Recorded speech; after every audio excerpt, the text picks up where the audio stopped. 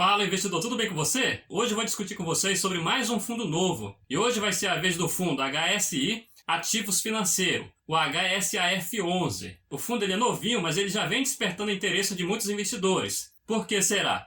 Porque nos últimos meses ele vem distribuindo uma alta quantidade em dividendos. Mas vamos com calma. Vamos primeiro conhecer como é que esse fundo funciona.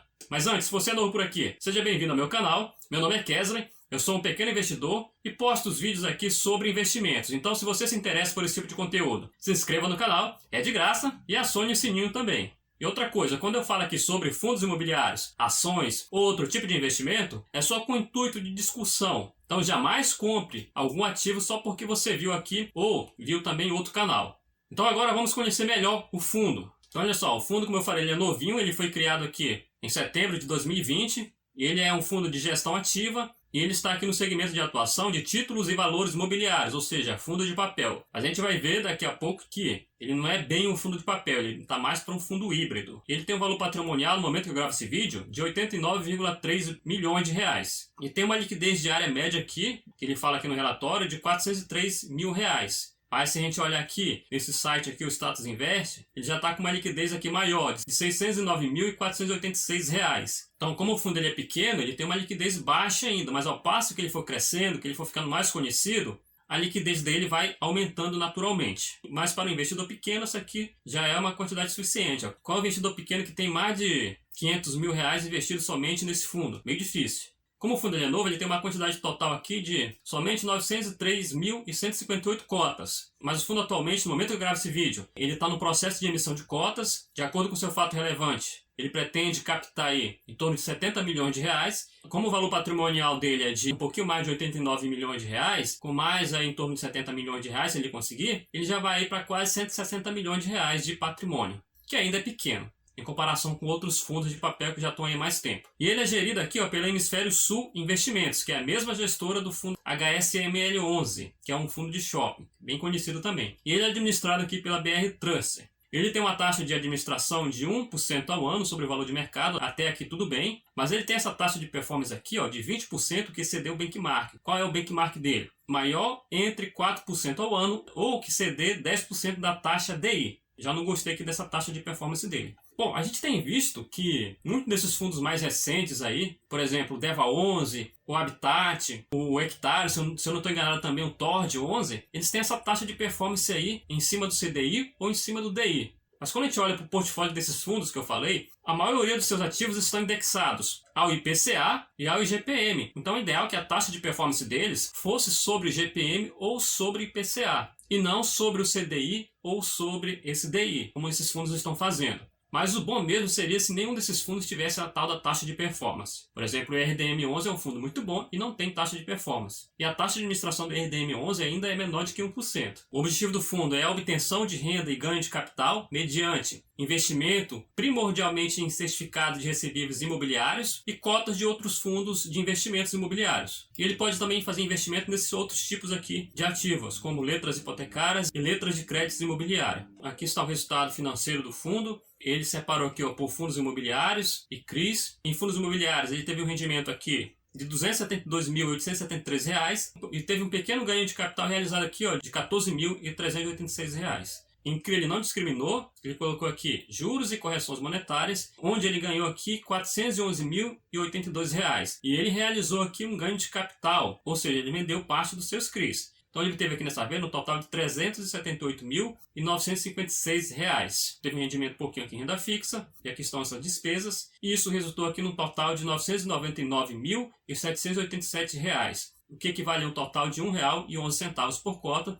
e ele distribuiu aqui um total de R$ 1,10. E aqui ele mostra a rentabilidade do fundo comparada com o IFIX e com o CDI. Desde setembro de 2020 ele vem perdendo para o IFIX e até para o CDI, e ele começou aqui virar o jogo aqui a partir de fevereiro de 2021, onde ele começou a ganhar também do IFIX. E atualmente ele está aqui com uma rentabilidade de 8,58%, enquanto o IFIX com uma rentabilidade de 1,74% e o CDI de 1,21%. E aqui está a alocação por classe dos ativos. 52,6% dos seus ativos estão alocados em CRIs, e aqui é por isso que eu falo que o fundo ele é um híbrido. porque aqui, olha só, 34,9% está alocado em cotas de fundos de recebíveis imobiliários, ou seja, fundos de papel, e 11,1% está alocado em cotas de fundos de tijolos, e tem uma pequena parte de renda fixa que é normal para fundos. Então o fundo ele parece ser mais híbrido, porque mais de 40% do seu patrimônio está alocado em cotas de outros fundos imobiliários. Então ele é tanto um fundo de papel, tanto quanto um fundo de fundo, ou seja, um FOF. E apesar de que a maioria dos fundos que ele investe são fundos de papel também. E aqui está o resumo da carteira. Então ele tem somente aqui 4 CRIs, e ele é bastante concentrado aqui nesse CRI, o M Dias Açaí Imperial, com 36,9%, mas na carteira do mês anterior já foi maior, ele era de 45,1%. Ele até fala aqui no relatório que em função do limite de concentração por operação regulamentado pela CVM, então eles concluíram aqui a venda parcial do CRI M Dias, que é aquele CRI lá com que estava bastante concentrado, num valor total aproximadamente aí de 7,5 milhões de reais. Então ele acabou diminuindo aqui de 45,1% para 36,9%. Pelo que eu entendo aqui no relatório, ele pegou esses 7,5 milhões de reais, que ele adquiriu aqui com a venda da parte desse CRI. Ele aqui, ó, fala que em 29/3/2021, o fundo concluiu a aquisição do CRI DASA, onde ele fala que o volume total da transação foi de 7,5 milhões de reais, o mesmo valor aqui.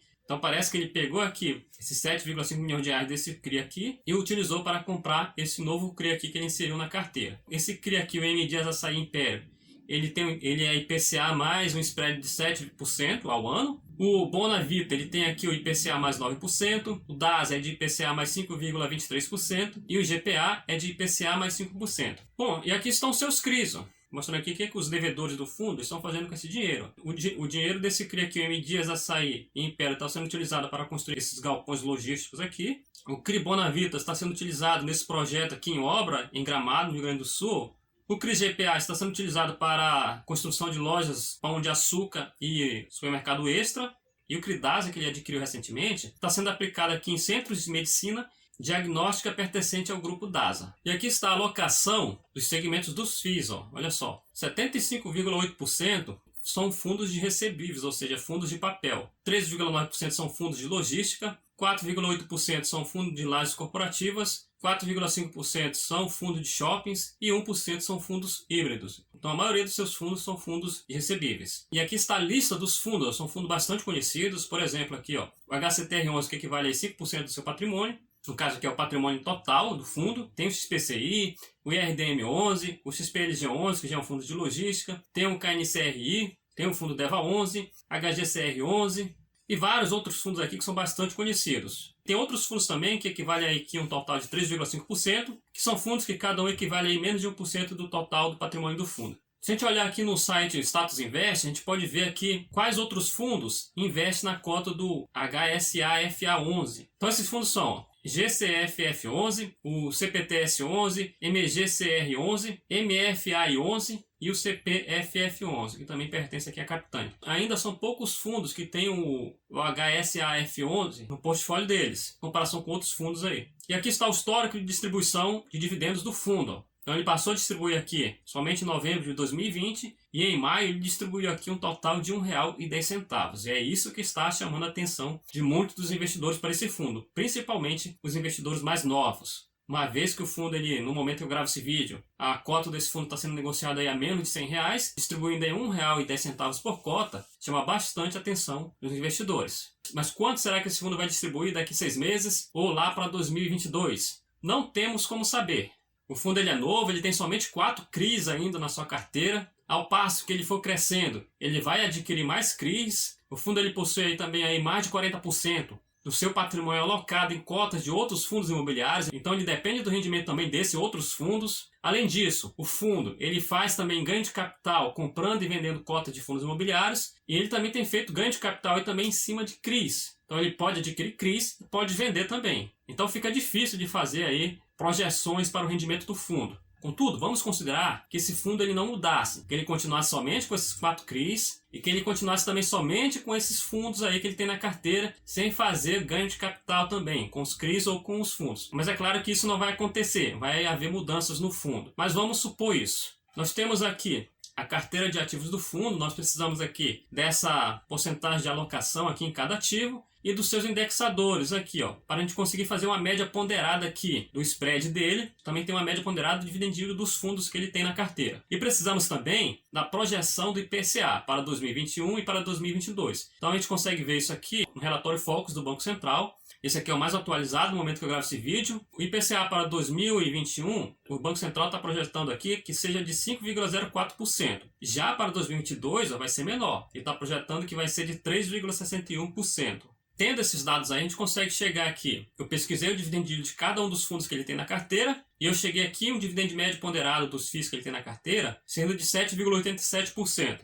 E a média ponderada dos CRIs dele, ó, é IPCA mais 6,6%. Bom, então aqui eu tenho aqui essa alocação dos CRIs que é de 52,6% e dos FIIs que é de 46%. A rentabilidade ponderada desses CRIs dele em 2021, com esse IPCA aqui de 5,04%, somando aqui, ó, IPCA mais 6,6%, dá uma rentabilidade aqui de 11,64%. Já para 2022, se for de 3,61%, dá essa rentabilidade aqui menor aqui de 10,21%. E o dividend yield médio ponderado dos CRIs é aqui de 7,87%, 7,87%. É lógico que isso aqui vai mudar, porque os outros fundos também vão sofrer alteração ao longo do tempo, então também vai mudar. Fazendo aqui a média ponderada, considerando aqui a alocação deles, a quantidade aqui de 52,6% em CRIs e 46% em fundos imobiliários, o dividend yield médio ponderado para 2021 vai dar aqui em torno aqui de 8,63%.